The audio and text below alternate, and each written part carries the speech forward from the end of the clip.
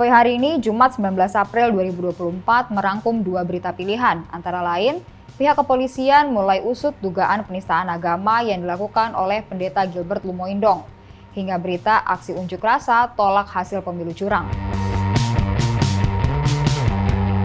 Polda Metro Jaya selidiki laporan polisi terhadap Pendeta Gilbert Lumoindong terkait kasus penistaan agama yang menyinggung sholat dan zakat pada saat berkhotbah di hadapan jemaat salah satu gereja pada beberapa waktu lalu. Dan dalam waktu dekat, pihak kepolisian akan memeriksa beberapa saksi serta melakukan pengecekan tempat kejadian perkara. Kita orang Islam diajarin bersih sebelum sembahyang, cuci semuanya. Saya bilang lu 2,5. Pernyataan Pendeta Gilbert Lumoindong yang menyinggung sholat dan zakat pada saat khotbah di hadapan jemaat salah satu gereja berbuntut panjang setelah video tersebut viral di media sosial. Laporan polisi pun dilayangkan oleh seseorang bernama Farhad Abbas ke Mapolda Metro Jaya pada Selasa malam beberapa waktu lalu terkait dugaan penistaan agama. Ditemui di Mapolda Metro Jaya pada Kamis sore, di Reskrimum Polda Metro Jaya, Kombes Pol Wirasatya Triputra mengatakan pihaknya telah menerima laporan polisi tersebut. Dalam waktu dekat, penyidik Subdit Keamanan Negara di Reskrimum Polda Metro akan melakukan pemeriksaan kepada beberapa saksi dan video yang viral, serta melakukan pengecekan ke tempat kejadian perkara. Namun, Kombes Pol Wirasatya Triputra tidak menjelaskan secara rinci kapan pihaknya akan memeriksa pelapor dan terlapor untuk dimintai keterangan terkait permasalahan tersebut. Yang kita terima kemarin di SPKT bahwa ada dilaporkan Pendeta Gilbert. Saat ini kita masih dilakukan proses pemeriksaan terhadap saksi-saksi untuk dilakukan pendalaman. Jadi kami mohon waktu dulu untuk diberikan kesempatan melakukan pendalaman lebih lanjut. Pelapornya siapa? Ada pelapornya atas nama Bapak Farhad Abbas. Sudah ada agenda pemeriksaan terlapor Pak atau pelapor?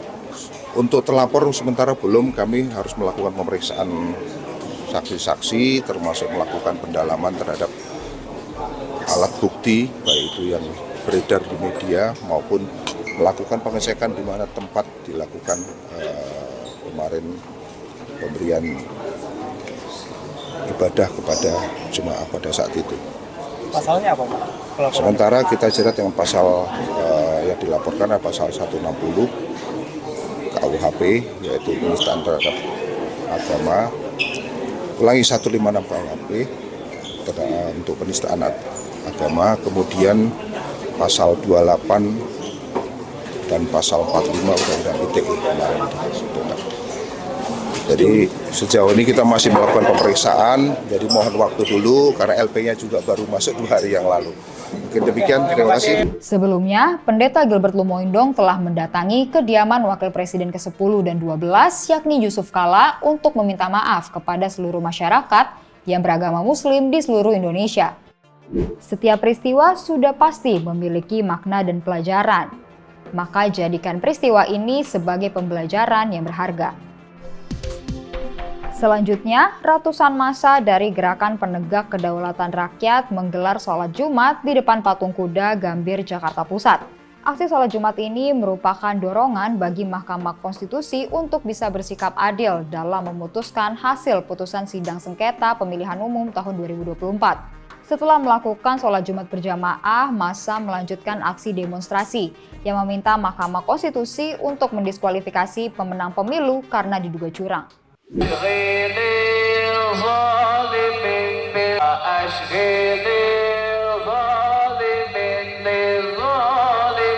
Semata-mata terkait dengan hasil pemilu, betul. Tetapi juga sangat, ya betul. Betul. Kalau kita memberi nasihat kepada beliau-beliau itu.